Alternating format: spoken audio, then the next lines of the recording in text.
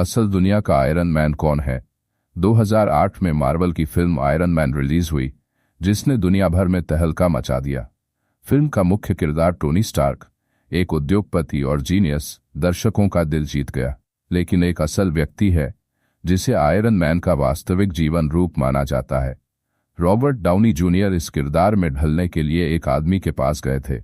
यह आदमी अंतरिक्ष में रॉकेट भेजने वाली जबरदस्त कंपनी चलाता है। इसकी एक और कंपनी सबसे शानदार इलेक्ट्रिक कार बनाती है। ये आदमी बड़े शहरों के नीचे कई सुरंग बना रहा है। यह आदमी इंसानी दिमाग को मशीन से जोड़ने वाली टेक्नोलॉजी तैयार कर रहा है। यह कहानी बताती है कि कैसे एक बच्चा जिसे स्कूल में पीटा जाता था, दुनिया के सबसे अमीर और प्रभावशाली इंसानों में शामिल हुआ।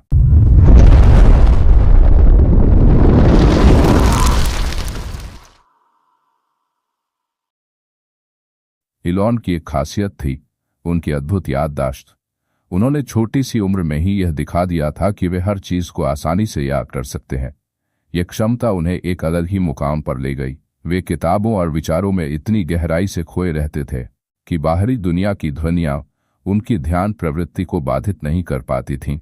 इस खासियत ने उन्हें अपनी सोच और समझ को गहराई से जानने में मदद की और एक सफल उद्यमी बनने की दिशा में एक महत्वपूर्ण कदम रखा। इलॉन मस्क का जन्म 28 जून 1971 को साउथ अफ्रीका के प्रिटोरिया में हुआ। उनकी मां में मस्क एक मॉडल थीं और उनके पिता एरॉल मस्क एक इंजीनियर थे।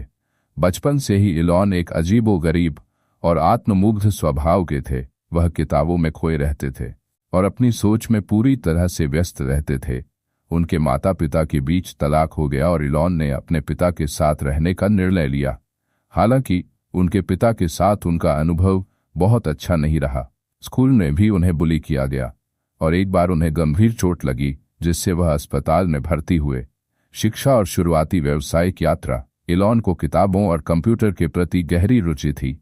उन्होंने 10 साल की उम्र में कंप्यूटर कोडिंग सीखी और 12 साल की उम्र में कंप्यूटर गेम में रास्टर बनाया, जिसे उन्होंने एक मैगजीन को बेचकर $500 कमाए। जब इलॉन 17 साल के हुए तो उन्होंने साउथ अफ्रीका छोड़ने का निर्णय लिया और कनाडा चले गए।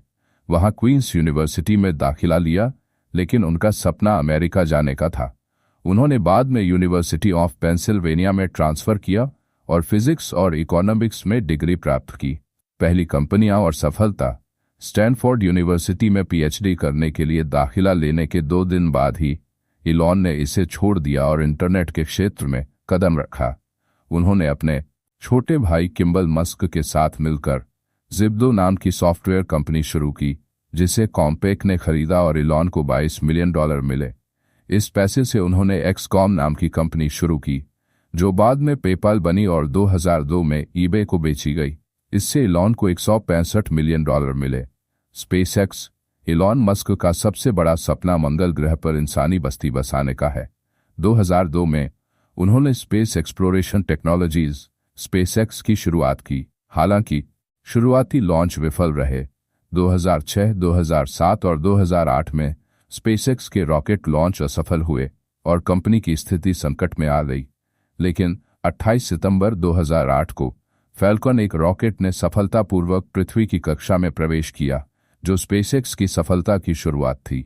इसके बाद स्पेसएक्स ने कई महत्वपूर्ण उपलब्धियां हासिल की, जैसे कि 2015 में रॉकेट को पुनः उपयोग करने का कीर्तिमान, और जिस वजह से 2020 में नासा के 2 एस्ट्रोनॉट्स को अंतरिक्ष में भेजने का काम मिला। टेस्ला और सोलर सिटी। 2003 में टेस्ला मोटर्स नामक एक इलेक्ट्रिक कार बनाने वाली कंपनी की शुरुआत हुई। इलॉन मस्क ने 2004 में इसमें निवेश किया और कंपनी को बचाया। 2008 में मस्क ने टेस्ला के सीईओ का पद संभाला। टेस्ला ने रोडस्टर और मॉडल एस जैसी आधुनिक इलेक्ट्रिक कारों का उत्पादन शुरू किया, जिसने कंपनी की स्थिति को मजबूत किया। इसके अलावा इलॉन ने 2006 में सोलर सिटी की शुरुआत की, जो सोलर एनर्जी के क्षेत्र में तेजी से उभरी। 2016 में टेस्ला ने सोलर सिटी को खरीद लिया और दोनों कंपनियां मिलकर काम करने लगीं। अन्य महत्वपूर्ण प्रोजेक्ट्स। स्टारलिंक। स्पेसएक्स का यह प्रोजेक्ट वैश्विक इंटरनेट कवरेज प्रदान करने का लक्ष्य रखता है। इसके तहत हजारों सैटेलाइट्स लॉन्च किए जा रहे हैं, जिनसे दुनिया के हर कोने में तेज और विश्वसनीय इंटरनेट मिलेगा। हाइपरलूप 2012 में पेश किया गया ये high speed transport system vacuum tubes के अंदर प्रेशराइज्ड पॉड्स के माध्यम से चलने वाला है। यह भूमि आधारित ट्रांसपोर्ट का सबसे तेज तरीका साबित हो सकता है। द बोरिंग कंपनी ट्रैफिक की समस्या को हल करने के लिए इलॉन ने जमीन के नीचे सुरंगें बनाने की योजना बनाई। यह कंपनी शहरों के भीतर ट्रांसपोर्ट को बेहतर बनाने के लिए सुरंगों का निर्माण करेगी। न्यूरालिंक यह कंपनी दिमाग और मशीन के बीच सीधा संपर्क स्थापित करने के लिए ब्रेन मशीन इंटरफेस पर काम कर रही है। इसके माध्यम से दिमाग से मशीनों को नियंत्रित किया जा सकेगा। ओपनएआई 2015 में स्थापित ओपनएआई आर्टिफिशियल इंटेलिजेंस के खतरों और संभावनाओं पर रिसर्च करती है। इसका उद्देश्य एआई को मानवता के लिए सुरक्षित और लाभकारी बनाना है। विवाद और चुनौतियां इलॉन मस्क की कहानी विवादों से भरी रही है। 2018 में उन्होंने टेस्ला को प्राइवेट करने की बात ट्वीट की, जिससे कंपनी के स्टॉक्स में उतार चढ़ाव आया और सेक ने उन पर मुकदमा दायर किया। इसके बाद उन्होंने जो रोगन के पॉडकास्ट में गांजा पीने के विवाद में भी घिरे। 2020 में कोविड-19 के चलते उन्होंने लॉकडाउन और कंपनी के फैसलों पर विवादित बयान दिए, जिससे उन्हें आलोचना का सामना करना पड़ा। इलॉन मस्क की जीवन यात्रा एक असाधारण उद्यमिता, विपरीत परिस्थितियों से संघर्ष और लगातार नवाचार की कहानी है। उनकी कंपनियां और प्रोजेक्ट्स न केवल तकनीकी दुनिया को बदल रहे हैं, बल्कि मानवता के भविष्य को भी आकार दे रहे हैं। चाहे आप उन्हें आयरन मैन माने या किसी और नाम से जाने, एक बात तो तय है, इलॉन मस्क ने अपनी अद्वितीय दृष्टि और प्रयासों से दुनिया को एक नई दिशा दी है। इलॉन मस्क से सीख, सपनों पर विश्वास, बड़े सपने देखो और उन्हें पूरा करने की दिशा में काम करो। असफलताओं को अवसर समझो, हर असफलता को सीखने का मौका मानो और लगातार प्रयास करते रहो। नई तकनीकी पर ध्यान, नई तकनीक और समाधानों की खोज में हमेशा अग्रसर रहो।